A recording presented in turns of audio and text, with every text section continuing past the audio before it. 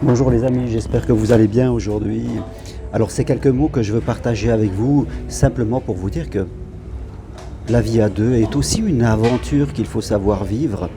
La vie à deux, c'est quelque chose, c'est un partage. C'est ça, ce qui est important, c'est que c'est bien de faire les choses tout seul. C'est vrai qu'on peut faire plein de choses tout seul, mais à un moment, est-ce que quelque part on va pas s'ennuyer à toujours faire des choses sans vraiment les partager? Aujourd'hui, avec Edwige, nous sommes là ici au Vietnam, dans cette ville d'Ho Chi Minh, un peu une ville tentaculaire.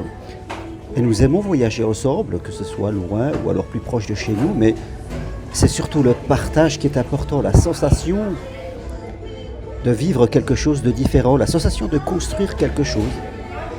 Vivre à deux, c'est pas toujours facile. Vivre à deux, on traverse aussi des moments qui sont délicats, mais on a aussi cette envie de construire quelque chose et de partager.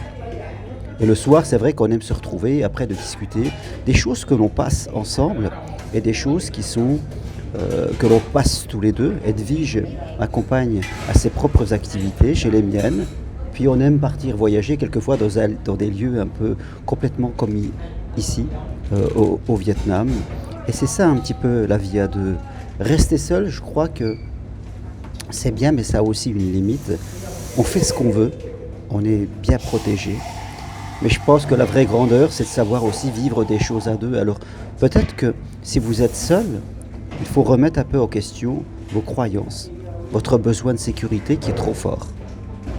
Et il faut réapprendre, en tout cas, à regarder l'autre de façon différente. C'est pour ça que ma journée du 18 au 19 janvier, la journée de l'amour pour ceux qui sont seuls, est importante parce qu'elle apporte de nouvelles croyances sur les choses de la vie.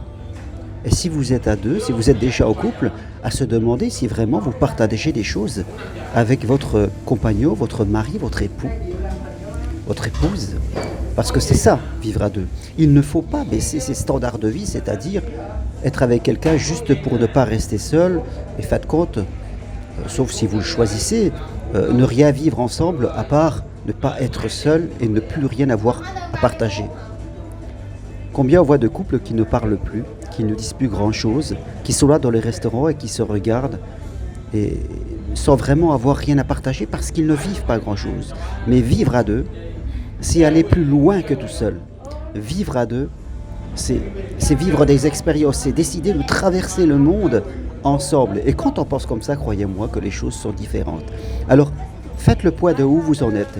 Soit vous êtes à deux, et tâchez de vivre des choses ensemble, de vous programmer des choses. Il faut les programmer, sinon on se laisse bouffer par le temps.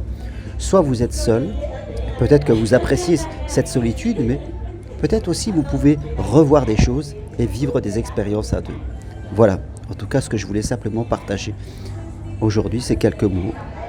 Nous allons repartir nous balader ensemble dans cette ville de Ho Chi Minh qui est complètement différente de chez nous, bien sûr, mais ça nous donne vraiment cette sensation de vivre, d'exister et de partager après dans l'histoire que l'on écrit ensemble, parce que nous sommes les créateurs de notre vie.